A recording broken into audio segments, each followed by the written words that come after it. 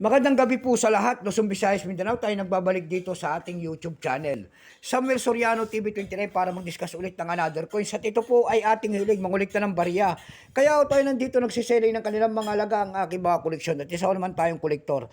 Magandang gabi po sa lahat ng ating mga subscriber dyan. Ayan. Maraming salamat sa lahat ng aking mga subscriber. Thank you so much. Yun naman po, hindi pa po nakapag-subscribe dito sa aking munting channel, anyayahan ko sana kayo. At malaking tulong na po o bagay ang inyong gagawin tulad ng pagpindot ng ating subscribe button, like and share para ma-update ko kayo sa mga litis ko pang gagawin mga video po. Mayroon na naman tayong pag-uusapang barya at ito ay sinaunang barya. Sinaunang barya na ang ating mga pinag-uusapan. Siya po si Marcelo H. Del Pilar po, year 1986. Ayan. 50 centimos po. Ayan. Excuse me po. Makita nyo po ang isang imahe ng isang agila po and then 50 centimos. Ang scientific ng agila na yan ay Pictopaga jeffreys.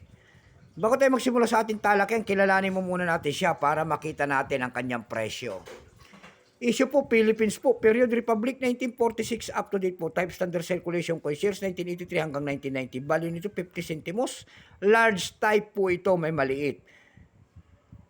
Currency piso 1967 up to date po. Composition niyan ay copper nickel. May bigat lamang 6 grams. May habang 25 mm. May kapal po naman itong 1.62 mm. Hugis po bilog. Orientation niya middle alignment.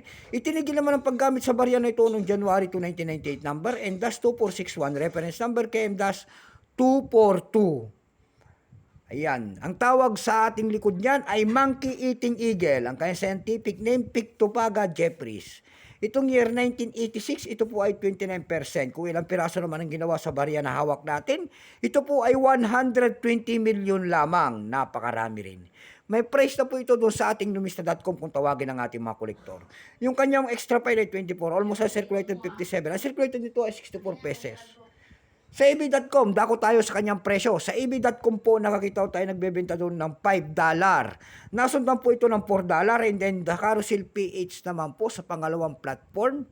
Sa Carousel PH po, nakakita tayo nagbebenta doon ng 120 pesos. Nasundan po ito ng 100 pesos. Ayan lamang po ang ating may babahaging kanyang presyo. Sagad na. Ayan, keep safe po sa lahat and God bless.